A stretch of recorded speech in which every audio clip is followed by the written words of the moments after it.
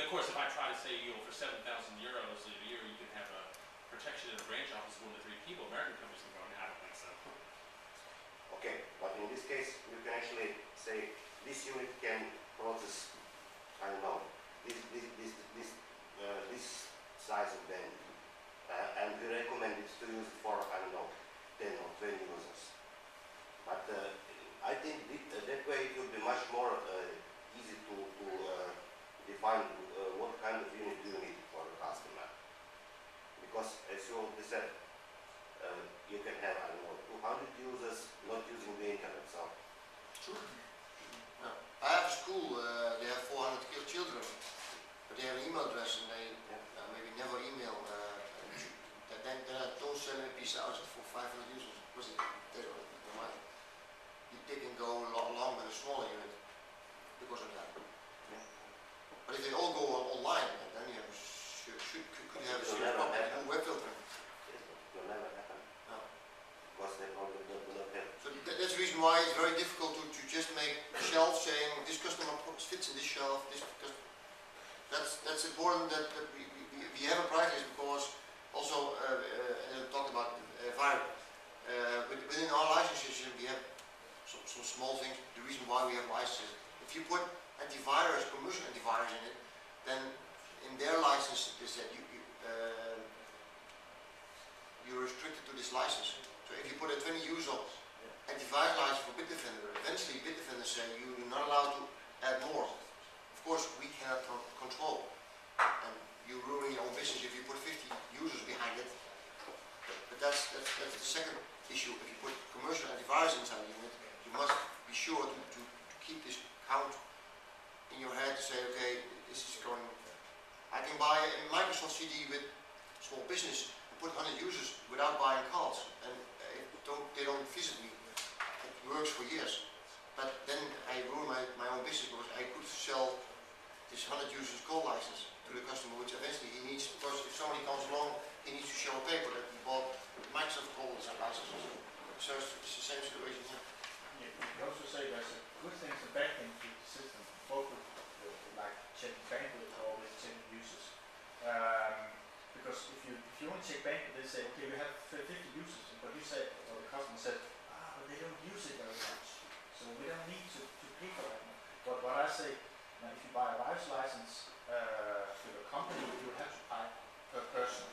And that's the same here. So no matter how much email you receive on that computer, you still have to buy one license. So it's very, and it's also, of course, like it's a matter of money, isn't it? Let's just put it on the table because there's simply more money in counting the heads than counting bandwidth. But then again, you have the problem, like you say, you have very small companies. I've seen companies with a crazy low traffic.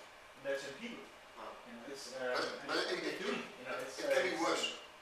Yeah. If you go to the Panda, so you also have boxes. You get a box for from 0 to 25 users. You need to buy spam, web filtering, and virus separately. So let's say you're going to buy the box for 10 users, so you could buy hardware, which is about the same of the end user price from our unit. Then you need to buy licenses, and they're from date until the end date. You have 10 people. Somebody else is coming in. You need to buy separate licenses again with a different date. So somebody else coming in, you need to buy a new license with a different date. So it's a nightmare keeping in track of that. And they say it's flexible because you can do everything in the license. But everybody who sell the solution, they say at the end it's a nightmare because you need to buy every time for the extra users separately. So we definitely note your issue here and talk about which the bank control. We had talked about it before. It's often ended up with like, okay, what's the development cost of producing a system, and can it hold, and is it correct? Will it show the correct amount? What if the customer has, like say, 10 users and amount measure on each user in the bandwidth, and suddenly it just shuts down because you're using too much bandwidth. So there are different issues, I think, as from my point of view as a salesman in that point. So and it's very difficult to go to a customer. I find it very difficult to go to a customer and say, what are you doing? Oh, we are doing this and that. Okay. Are you using the internet? Are you using an internet-based content management system? And all those systems, are you using everything on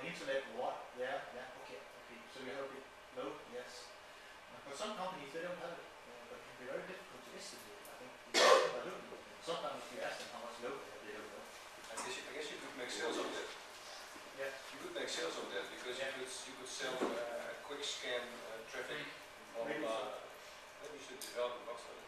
Yeah. But we definitely. The first week we give you a quick scan, we place this box, we measure your data, and then we give you an advice on which protector you first. But that is. Then 6 months later, he upgrades his internet connection. We will have that in a small letter. That's my new system. First time scan. We will get a small letter. Yeah. But the baseline is, you need to figure out, of course, if you already know your customer, you try, it's good to ask him this kind of stuff. If you don't know this customer, you need to get the feeling what's important for him. Is speed important? You can just tell him, okay, if you want to have full speed, ready for this, ready for that, this is the option. If you don't want to have, just give him two solutions. And if he makes the wrong selection of the unit, eventually he can, of course he will always blame you, but you told him there are two options. But it's hard to make small parts and say, okay, this is, mainly every customer is always a bit different than the other one. Any more questions? Or do I out of time or? So you have a call.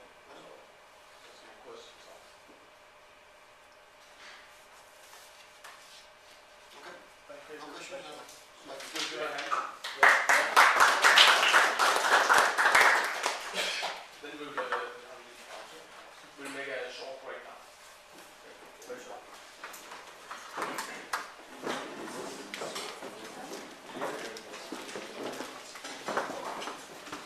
Yeah.